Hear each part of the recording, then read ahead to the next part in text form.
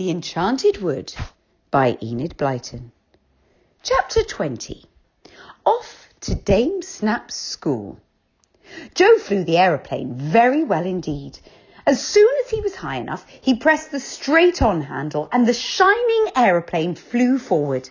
The children leaned over the side to see what they were flying over. They soon passed the land of Take What You Want and came to a strange, desolate country where no trees or grass grew and not a house was to be seen. "That's the country of loneliness," said Moonface, peering over. "Don't land there, Joe, whatever you do. Fly on." Joe flew on. Once he came to an enormous hill and had to quickly press the handle marked up, or the aeroplane would have surely flown straight into it. But otherwise it was really great fun. Joe had no idea that it was so easy to fly. The little white goat on Beth's knee was as good as gold. It licked Beth's cheek every now and then as if it was a dog. And the hens were good and quiet, and the clock, guess what, lay perfectly still. The aeroplane flew over a land then of great towers and castles. "Giant land," said Silky, looking in wonder at the enormous buildings. "Oh, I hope we don't land there." "Rather not," said Joe, and he pressed the straight-on handle still further, so that the aeroplane now flew forward like a bird, faster and faster. The children's hair streamed backwards, and as for Silky's mop of golden hair, well, it looked like a field of buttercups blown in the wind.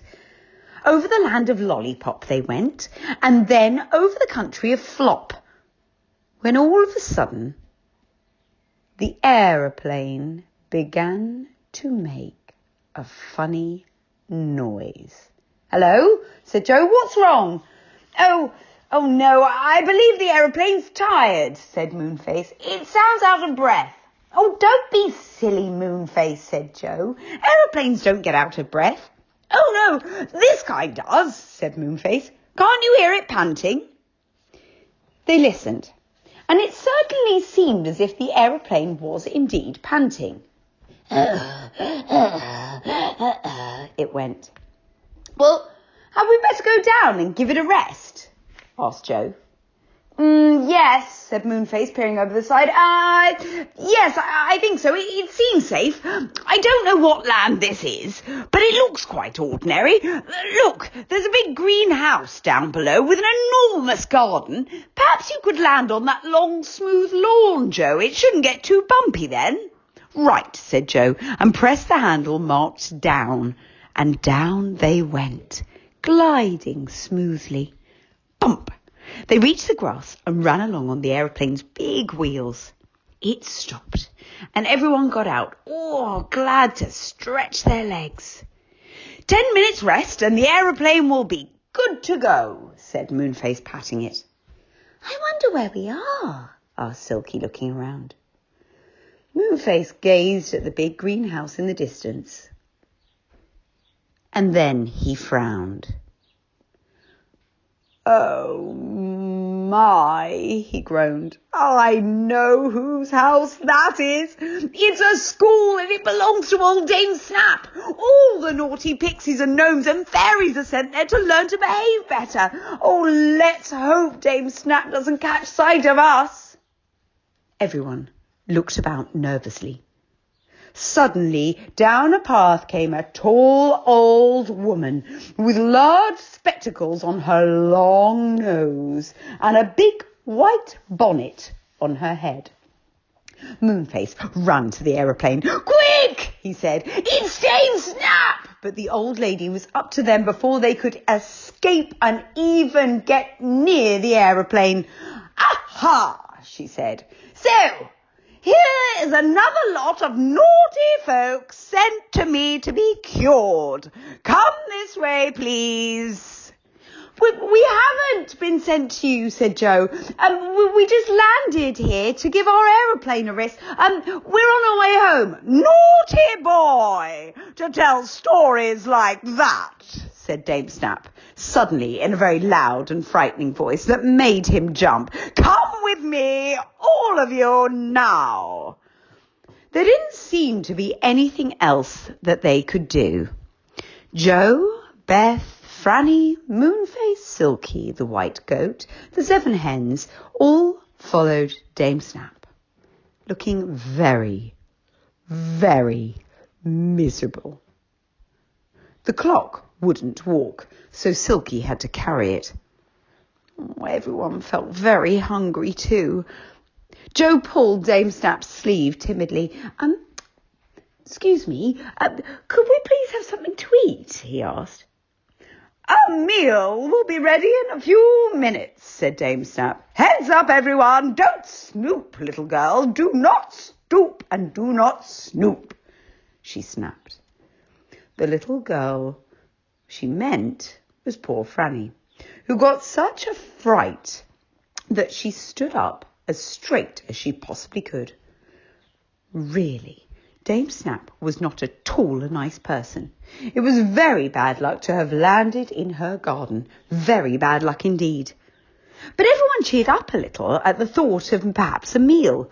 They were taken to a large hall full of pixies and other fairy folk. They were all sitting down in rows at wooden tables, but they stood up when Dame Snap came into the room. Sit over there, said Dame Snap, pointing to an empty table. The children, Moonface, Silky, the goat, and the hens all took their places. The clock was stood at the end and looked very sulky. The children looked down at the tables. Oh, wow! What lovely cakes! And, oh my gosh, what beautifully huge, amazing jugs of lemonade! Dame Snap ran her eyes over all the little folk standing at the tables. She frowned. Twinkle, come here, she snapped. A small pixie walked up to her. Haven't I told you to brush your hair properly for meal times? Shouted Dame Snap so loudly into Twinkle's ear that he burst into tears. And look, there's Doodle over there with a torn shirt, said Dame Snap. Come here, Doodle. Doodle came and was shouted at very loudly indeed. Beth and Franny felt very nervous and hoped that their hair and hands and dresses were clean and tidy. Sit, said Dame Snap, and everyone sat. Have a cake, said Joe, and he passed Beth and Franny a plate of delicious-looking cakes with cherries in the middle. But what a shock for them. As soon as the cakes had touched their plates, they turned into hard, round pieces of stale, old bread. The children didn't dare to say a word. They saw that the same thing happened to everyone in the room except Dame Snap, who had a marvellous meal of cakes, lemonade and sandwiches. The lemonade turned into water as soon as it was poured into the children's glasses. It was all so dreadfully disappointing. In the middle of a meal, a gnome servant came in to say that somebody wanted to speak to Dame Snap. She went out of the room. And then, oh dear me, the minute she went out of the room, the children found out that the pixies and fairies in the room were really very naughty indeed. They crowded around them and jabbed at them and pinched them and made such rude remarks that Franny began to cry. They made such a noise that nobody heard Dame Snap coming back again, and my goodness, wasn't she angry. She clapped her hands together and made everyone jump nearly out of their skin. What's all this? She snapped in a very, very fierce voice. Form a line and march past me at once. To the children's dismay, the cross old lady shouted right into everyone's ear as they passed. But when they passed her, she didn't shout at them, for she knew that they'd been teased by the others. So they were very glad indeed and felt a little more cheerful. Go to the schoolroom, said Dame Snap, when the last of the line had gone by. So to the schoolroom they all went and took their places, even the little green-winged hens. Now, please, answer the questions written on the blackboard, said Dame Snap. You have each got paper and a pencil. Anyone putting down the wrong answers will be very sorry indeed. Joe looked at the questions on the board. He read them out to the others in great astonishment. If you take away 3 caterpillars from one bush, how many berries will there be left? If you take away 3 caterpillars from one bush, how many berries will there be left? What? Another one. Add a pint of milk to a pound of peas and say what will be left over. Huh? If a train runs at 6 miles an hour and has to pass under 4 tunnels, say what the driver's mother is likely to have for dinner on Sundays. Everyone gazed at the board in despair. Whatever did the questions mean? Well, they seemed to be nonsense. I can't do any, said Moonface in a loud voice, and he threw down his pencil.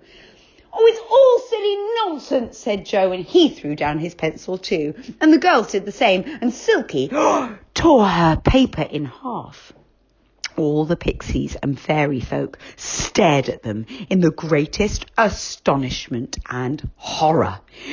Indeed, said Dame Snap, looking twice and twice as big as usual. If that's how you feel, come with me.